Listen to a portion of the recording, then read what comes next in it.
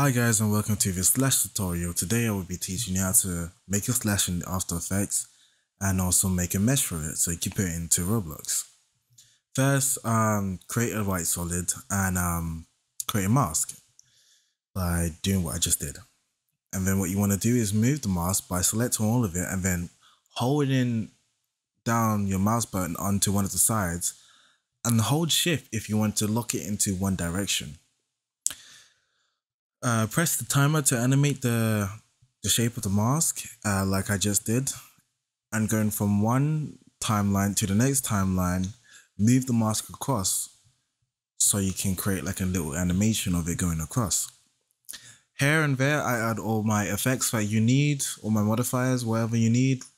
Linear wipe will just like gradually or whatever, you see what it does when you like try it out and experiment, so all good.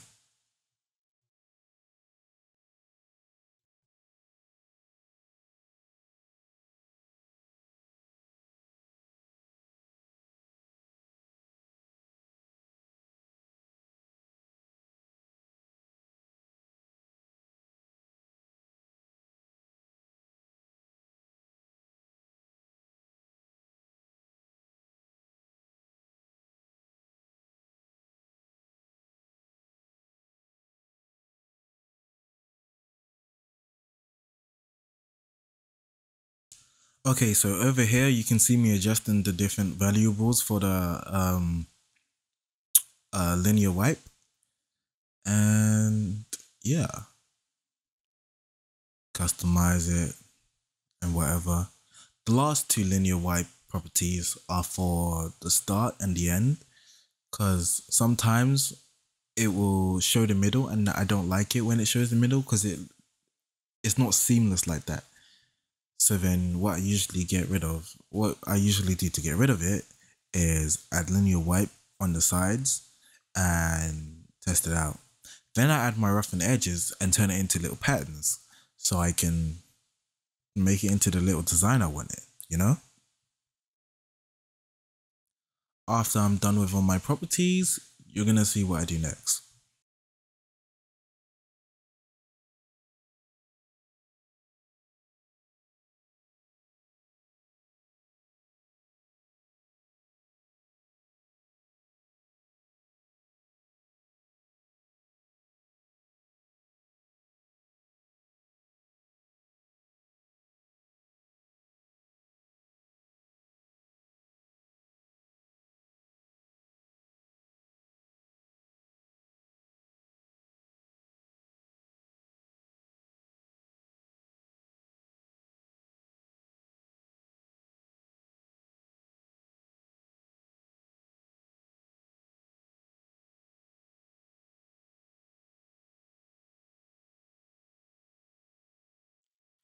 Over here, I messed with the offset because I was trying to move the things along, but my idea quite didn't really work that much or that well. Because I realized the method that I was doing this isn't the same that I usually do. This method is a method that everyone can do without any of my like paid stuff. So everything that I'm showing you here, you can do with built-in stuff.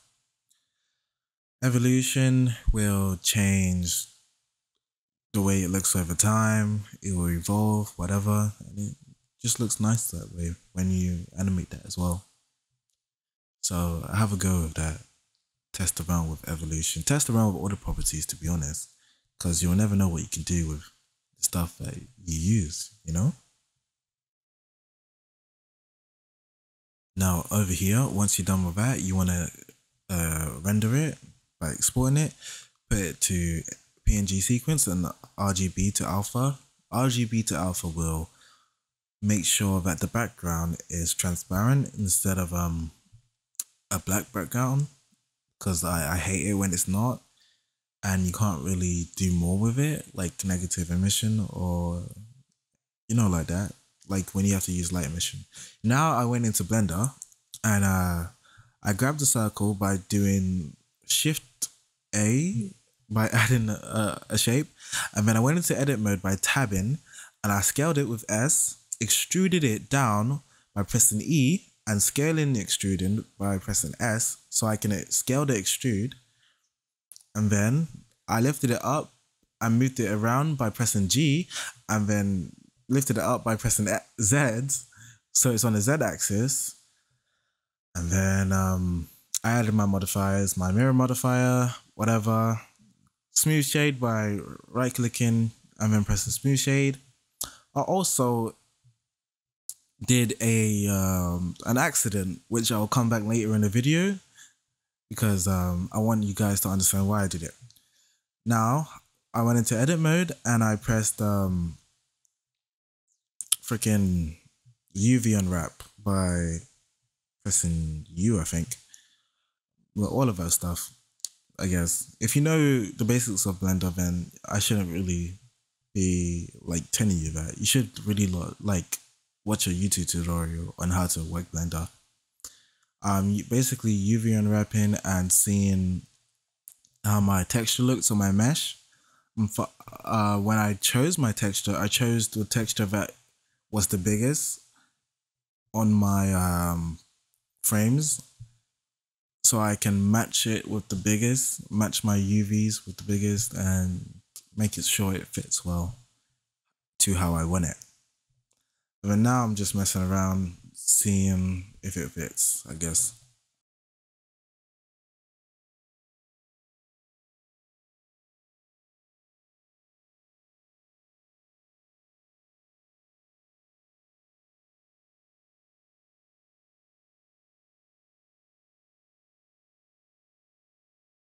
Over here, you want to export it by doing an FBX,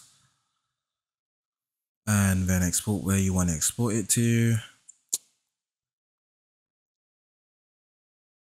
Naming it, of course, for organization. I always do limit to select objects because you don't have to. It's only one object that you're exporting, but when you're doing multiple, it can be a bit messy. Always scale it down to 0.01, by the way, because Roblox scale is different to Blender scale, and it uses a different like scaling system, and it's kind of annoying when you have to like convert it. So always do that when you're using Blender and exporting. I realized that in my videos that I'm doing it way too fast than how I'm speaking about what I'm doing. So next video, I'll fix that, definitely.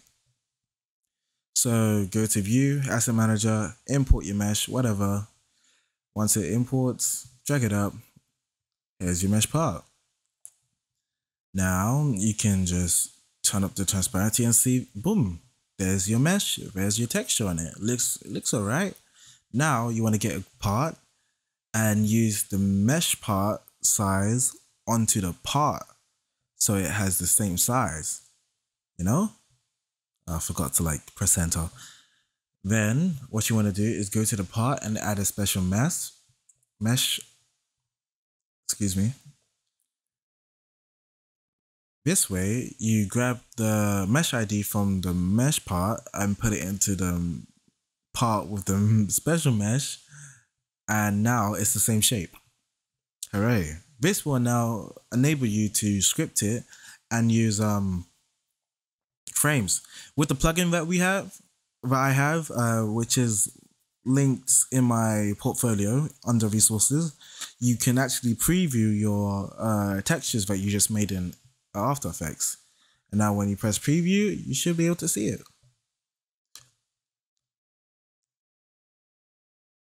Oh wait, I did like a little oops. You have to actually click on the mesh part, right? The one with the special mesh on it. Looks kind of cool, but look, I did an accident. It's kind of like on the inside, you know, and not on the outside. How to fix that? You have to go back to Blender, then press Shift A to select all, and then Shift N to recalculate the normals by inverting it. This way, the normals will be on the outside of the mesh and not the inside. So when you're doing it normally, you don't have to do the Shift N stuff at the start. I just wanted to do it because sometimes you can do it by accident and you won't understand why it's doing that, or something could happen and you're trying to fix it and you don't know how to fix it, so that's how you know how to fix it, you know. And I added the new ID to the mesh, and it looks nice now. Now when you're scripting it, add your own colors, add your scale, whatever, and that's your slash done. I hope you enjoyed this tutorial, and tell me what else you would like to see. Ciao.